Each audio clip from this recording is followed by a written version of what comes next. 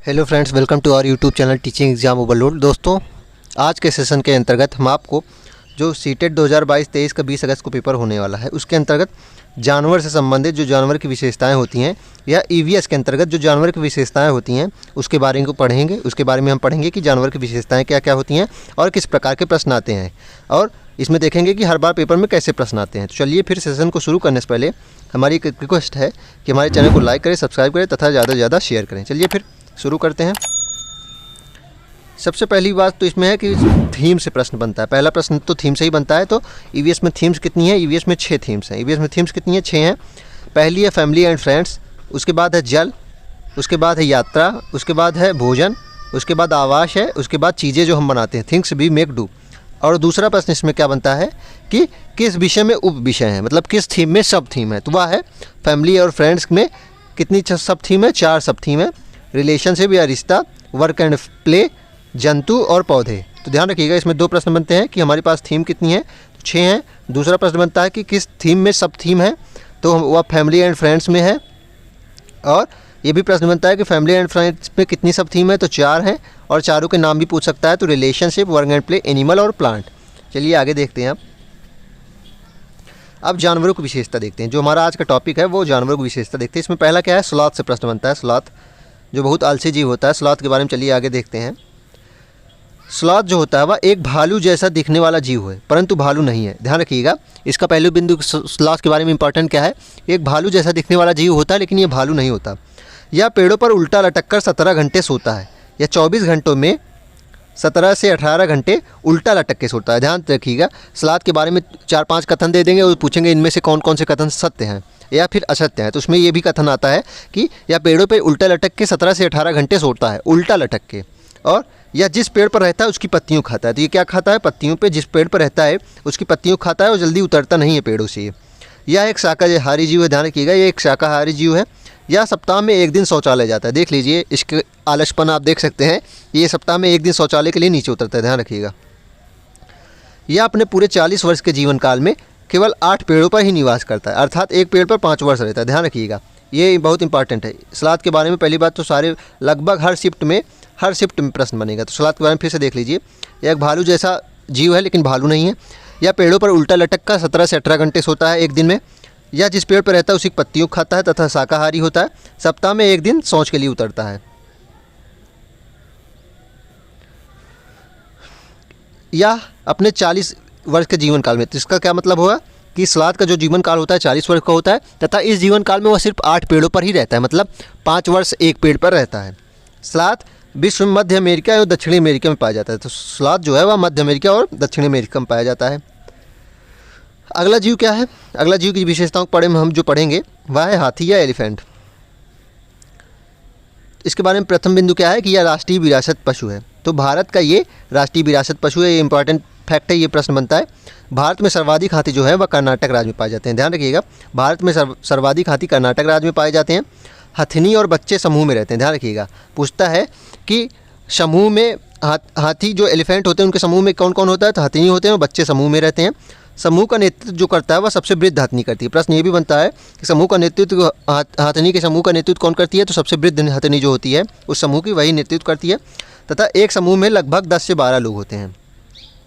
ध्यान रखिएगा कि अगला बिंदु है कि हाथी का एक नर बच्चा 14 से 15 वर्ष की उम्र में अपने समूह छोड़ देता है। तो नर जो होते हैं वह अपने समूह को छोड़ देते हैं और समूह में लगभग बच्चे ही होते हैं। जब तक 14 से 15 साल तक हाथी जो बच्चे होते हैं 14 15 साल के कम वाले वही समूह में रहते हैं। उसके बाद जो होते हैं बच्चे छोड़ देते हैं, सिर्फ हथनी ही रहती हैं अपने समूह में और छोटे बच्चे ही रहते हैं। ध्यान रखिएगा, प्रश्न बनता है नर जो होते हैं वह समूह में नहीं रहते हैं।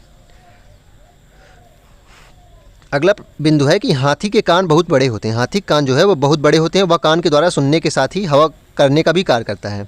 तो हाथी जो अपने कान से वह सुनने के बड़े कान है, इसलिए उसको सुनने की क्षमता भी अधिक होती है, लेकिन उस बड़े कान की वजह से वह पंखे की तरह यूज करता है, हवा करने का भी काम करता है उससे।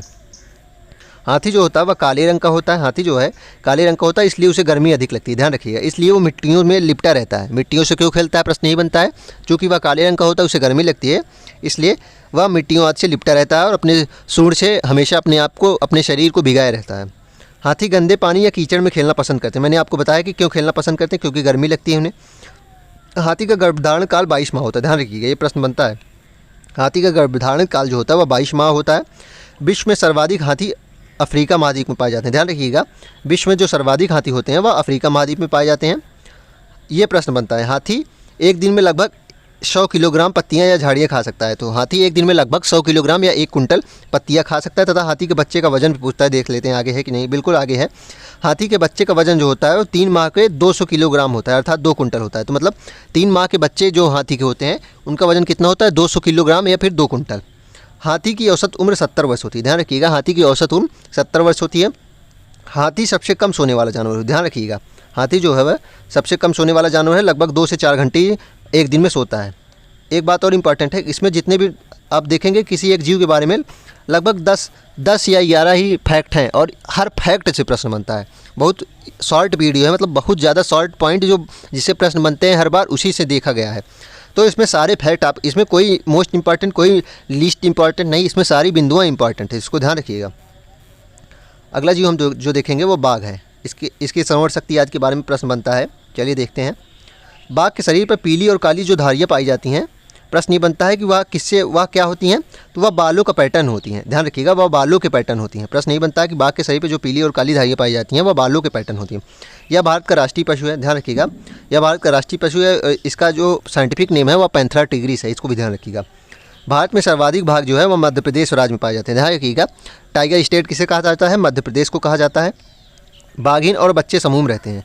बाघिन और बच्चे जो हैं वह समूह में रहते हैं और समूह का नेतृत्व बाघिन करती है। इसको भी मैंने जैसे हथनी में होता है कि हथनी और हथनी के छोटे बच्चे ही 14 से 15 साल के छोटे बच्चे ही रहते हैं समूह में, वैसे ही बाघिन और छोटे बच्चे समूह में रहते हैं और समूह का नेतृत्व बाघिन करती है। बाघ के नर बच्चे जो होते हैं वह समूह से 2 से 3 वर्ष बाद छोड़ देते हैं। तो बाघ के जो नर बच्चे हैं वह अपने समूह को 2-3 वर्ष बाद छोड़ देते हैं, इसको भी ध्यान रखिएगा। ये इंपॉर्टेंट बिंदु है। बाघ अंधेरे में भी मनुष्य से लगभग 6 गुना अधिक देख सकता है। बाघ जो है वह अंधेरे में मनुष्य से लगभग 6 टाइम ज़्यादा अच्छे से देख सकता है, इसको ध्यान रखिएगा, 6 टाइम्स ज़्यादा अच्छे से देख सकता है।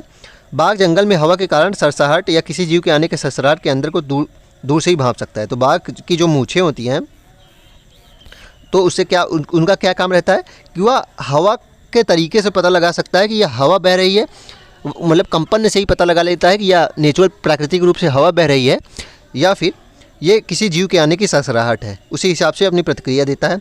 बाघ की मूँछें लंबी होती हैं और यह अंधेरे में रास्ता भी ढूंढने में मदद करती हैं। तो मैंने जो बताया ऊपर, उसके अलावा जो मूँछें होती हैं वह अंधेरे में रास्ता ढूंढने में भी मदद करती हैं। बाघ अपने इलाके का निर्धारण अपने मूत्र के द्वारा करता है। तो बाघ जो है वह अपने इलाके का निर्धारण मूत्र द्वारा करता है, मतलब जो जिस इलाके में रहता है, जिस इलाके में उसे अधिकार करना होता है उसमें अपना मूत्र कर लेता है, ताकि जो दूसरे बाघ हैं वह पहले से डरे हुए रहें, पहले से ही अब चेतावनी उनको मिल जा सकती है और वो यहाँ से दूर चले जाके, मतलब उसके क्षेत्र से दूर जा सकें।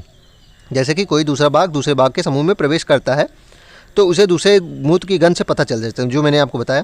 बाघ विभिन्न प्रकार की आवाज़ें निकलता है, इसको ध्यान रखिएगा। बाघ विभिन्न प्रकार की आवाज़ें विभिन्न परिस्थितियों में निकालता है। बाघ की दहाड़ 3 किलोमीटर दूर तक सुनाई देती है। बाघ की दहाड़ जो होती है वह 3 किलोमीटर दूर तक सुनाई देती है। बाघ का बच्चा जो होता है लगभग 1.5 से 2 किलोग्राम का होता है। बाघ का जो बच्चा होता है लगभग 1.5 से 2 किलोग्राम का होता है तथा बाघ एक मांसाहारी जीव है, इसको भी ध्यान रखिएगा। चलिए अब शेर के बारे में देखते हैं। शेर के बारे में कुछ इंपॉर्टेंट फैक्ट देखते हैं क्या है। शेर को जंगल का राजा कहते हैं। शेर भूरे रंग का जीव है। भारत के राष्ट्रीय चिन्ह जो सारनाथ का अशोक स्तंभ है उसमें शेर का अंकन है, इसको भी ध्यान रखिएगा। भारत के राष्ट्रीय चिन्ह क्या है, जो अशोक का सारनाथ का अशोक स्तंभ है उसमें शेर का अंकन किया गया। शेरनी और बच्चे समूह में रहते हैं। समूह का नेतृत्व शेरनी करती है, जैसे कि मैंने हथनी और बाघ के बारे में बताया वैसे ही इसका भी है। शेर के नर बच्चे 2 से 3 वर्ष बाद समूह को छोड़ देते हैं। शेर के जो नर बच्चे होते हैं वह 2 से 3 वर्ष बाद समूह को छोड़ देते हैं। शेर को भी अंधेरे में देखने की शक्ति तेज़ होती है। शेर की जो होती है वह मनुष्य से लगभग 6 गुना उसकी भी अंधेरे में देखने की शक्ति होती है। शेर भी अपने इलाके का निदान मूत्र द्वारा करता है। तो सारी बातें लगभग इनकी ठीक हैं, उसी प्रकार से। बच्चा जो है जन्म के समय 2.5 किलो से 3 किलो तक होता है, इसको ध्यान रखिएगा। लगभग बाघ का आप याद कर देंगे, शेर का वही है। डॉल्फिन के बारे में देख लेते हैं। डॉल्फिन से भी प्रश्न बनते हैं ठीक ठाक ढंग से। भारत का राष्ट्रीय जलीय जीव घोषित किया गया है डॉल्फिन। डॉल्फिन फेफड़ों से सांस लेता है, ध्यान रखिएगा। डॉल्फिन जो है वह फेफड़ों से सांस लेता है। एक और इम्पॉर्टेंट बात है कि डॉल्फिन जो है वह स्तनधारी वर्ग में आता है या स्तनधारी जीव है, इसको भी प्रश्न ध्यान रखिएगा। इसको मछली के वर्ग में नहीं रखा जाता, या स्तनधारी जीव है। डॉल्फिन और व्हेल जो मछलियाँ होती हैं वह स्तनधारी मानी जाती हैं। तो डॉल्फिन भारत की राष्ट्रीय जलीय जीव है, या फेफड़ों से सांस लेती है, या एक बुद्धिमान और विवेकशील जीव है और बहुत जल्दी ही मानव दोस्ती कर लेता है। डॉल्फिन भिन्न प्रकार की आवाज़ें निकालती है और आपस में भी बातें भी करती है। तो डॉल्फिन जो होती है भिन्न भिन्न प्रकार की आवाज़ें निकालती हैं और आपस में बातें भी करती हैं। अंधी जीव होती है, या देख नहीं सकती, इसको ध्यान रखिएगा। इनकी ये अपनी आंखों से देख नहीं सकती, ये अंधी जीव होती हैं। भारत में राष्ट्रीय जलीय जीव अंधी डॉल्फिन को ही घोषित किया गया है। तो भारत में जो राष्ट्रीय जलीय जीव घोषित किया गया है वह अंधी डॉल्फिन को ही किया गया है, और ये गंगा नदी में ही सिर्फ पाई जाती हैं, इसको ध्यान रखिएगा। ये आगे आ ही गया कि भारत में सर्वाधिक डॉल्फिन गंगा नदी में पाई जाती हैं, इलाहाबाद से पटना के मध्य में, ध्यान रखिएगा, इलाहाबाद से पटना के मध्य में पाई जाती हैं। एक डॉल्फिन अभ्यारण्य केंद्र पटना में है भी, इसको भी ध्यान रखिएगा। बिहार में, सॉरी पटना में नहीं, बिहार में एक डॉल्फिन अभ्यारण्य केंद्र भी है। अब हम सांप के बारे में देखते हैं, सांप के बारे में कुछ इंपॉर्टेंट फैक्ट देखते हैं।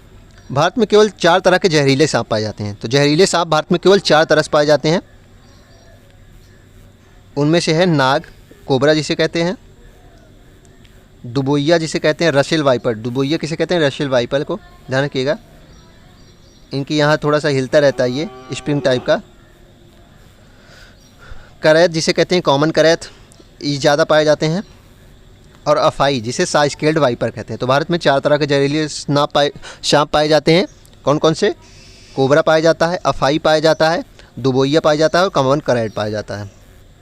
सांप के काटने की दवा शीरम के सांप के जहर से ही बनती है। तो सांप के काटने की जो दवा होती है जिससे इलाज किया जाता है, शीरम कहते हैं उसे, वह सांप के जहर से ही बनती है।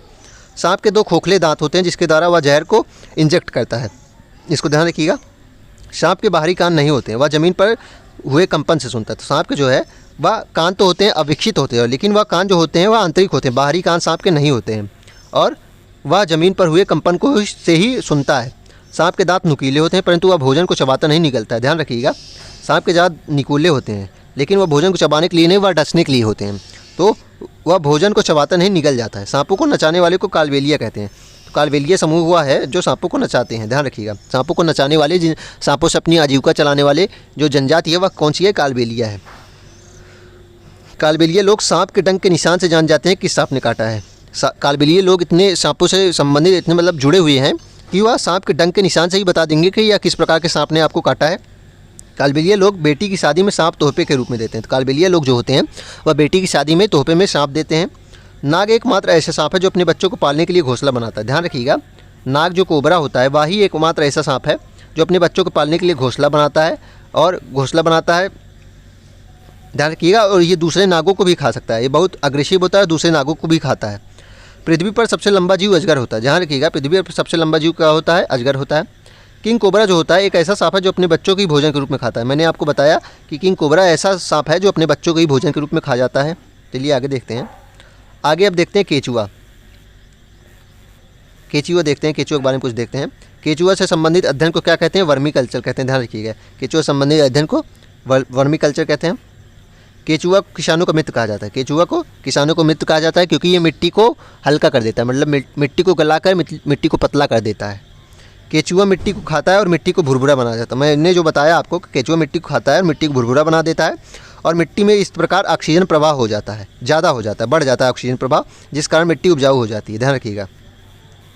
अब हम नीली व्हेल के बारे में पढ़ते हैं। उस केचुआ के बारे में सिर्फ एक ही 2 बात इंपॉर्टेंट थी। व्हेल के बारे में पढ़ते हैं। पहली बात तो मैंने आपको बताया, स्तनधारी जीव है। कैसा जीव है? स्तनधारी जीव है। व्हेल और डॉल्फिन जो है वह स्तनधारी जीव हैं। पृथ्वी पर पाया जाने वाला सबसे बड़ा जीव नीली व्हेल है। तो पृथ्वी पर पाया जाने वाला सबसे बड़ा जीव है, यह एक स्तनधारी जलीय है, मैंने आपको बताई। या फेफड़ों से ये भी सांस लेती हैं, डॉल्फिन भी सांस लेती हैं। नीली व्हेल सर्वाधिक संख्या प्रशांत महासागर में पाई जाती है। तो नीली व्हेल की सर्वाधिक संख्या जो है वह प्रशांत महासागर में पाई जाती है। मकड़ी के बारे में देखते हैं। मकड़ी के बारे में चलिए देखते हैं। मकड़ी के 8 पैर होते हैं। मकड़ी के 8 पैर होते हैं, इसलिए कीट वर्ग का अपवाद माना गया, ध्यान रखिएगा। कीट वर्ग का अपवाद इसे क्यों माना गया है? क्योंकि इसके 8 पैर होते हैं। मादा मकड़ी जो होती है नर मकड़ी को मैथुनोपरांत मार डालती है, ध्यान रखिएगा। मादा मकड़ी जो होती है वह नर मकड़ी को मैथुनोपरांत मार डालती है। मकड़ी को एक सामाजिक कीट नहीं माना जाता है, ध्यान रखिएगा। मकड़ी को सामाजिक कीट नहीं माना जाता। आपको प्रश्न बनता है कि इनमें से कौन कौन से सामाजिक कीट है, जिसमें चींटी सामाजिक कीट होती है, दीमक होते हैं, रेशम होते हैं, इस प्रकार होता है। सामाजिक कीट क्या होते हैं? जो मतलब एक ग्रुप में रहते हैं। लेकिन उसमें चौथा ऑप्शन क्या देंगे? मकड़ी दे देंगे। तो मकड़ी जो है वह सामाजिक कीट नहीं है, ध्यान रखिएगा। सामाजिक कीट के उदाहरण दे ही दिए हैं, देख लीजिए। दीमक, मधुमक्खी और चींटी, ध्यान रखिएगा। रेशम का कीड़ा देखते हैं। रेशम के कीड़े से संबंधित अध्ययन को क्या कहा जाता है? सेरीकल्चर कहा जाता है, ध्यान रखिएगा। रेशम के कीड़े संबंधित अध्ययन को सेरीकल्चर कहा जाता है। और मैंने आपको बताया वर्मी कल्चर किसे कहते हैं? वर्मी कल्चर बताइए। केचुए से संबंधित अध्ययन को वर्मी कल्चर कहा जाता है। रेशम का कीड़ा शहतूत के पेड़ पर पाला जाता है। रेशम का कीड़ा जो होता है वह शहतूत के ही पेड़ पर पलता है। रेशम पालने को सेरीकल्चर कहा जाता है। तो रेशम पालन क्या कहा जाता है? सेरीकल्चर कहा जाता है। नर रेशम का कीड़ा अपनी मादा को उसकी गंध के द्वारा कई किलोमीटर दूर से ही पहचान लेता है। तो ये बहुत इंपॉर्टेंट फैक्ट है, यह आता है प्रश्न। नर रेशम कीड़ा जो होता है वो अपनी मादा को बहुत किलोमीटर दूर से ही पहचान लेता है उसकी गंध से। रेशम एक प्रकार का प्रोटीन है, ध्यान रखिएगा, रेशम एक प्रकार का प्रोटीन है। रेशम 4 प्रकार के होते हैं, टसर, मूंगा, एरी और कोशा। रेशम जो है वह 4 प्रकार के होते हैं, टसर, मूंगा, एरी और कोशा। भारत के प्रमुख रेशम क्षेत्र जो रेशम का उत्पादन भारत में कहाँ प्रमुख होता है? असम में, बनारस में, पोचमपल्ली और तेलंगाना में। ध्यान रखिए, पोचमपल्ली से प्रश्न बनता है। भारत में प्रमुख रेशम उत्पादन असम, बनारस, पोचमपल्ली, तेलंगाना। चलिए फिर आज का सेशन मैं यही समाप्त करता हूँ। आशा करता हूँ आपको ये सेशन अच्छा लगा होगा। ध्यान रखिएगा, इसमें जितने भी टॉपिक हैं, टॉपिक में जितने भी पॉइंट दिए हैं सब इंपॉर्टेंट है। जितने भी टॉपिक दिए हैं उसमें सब इंपॉर्टेंट है, आपको एक भी पॉइंट छोड़ना नहीं है। आप इसको तैयार कर लीजिएगा और आप इसका फीडबैक ज़रूर दीजिएगा। चलिए फिर सेशन को यहीं समाप्त करते हैं। साथ ही एक और इम्पॉर्टेंट बात है कि अगर आपको हमारे चैनल में किसी भी सेशन की PDF प्राप्त करना चाहते हैं तो उसका टेलीग्राम का चैनल जो है वह डिस्क्रिप्शन बॉक्स में दे दिया गया है। आप उससे ज्वाइन कर लीजिए ताकि आपको सारी क्लासेस की PDF मिल जाए। चलिए फिर, धन्यवाद।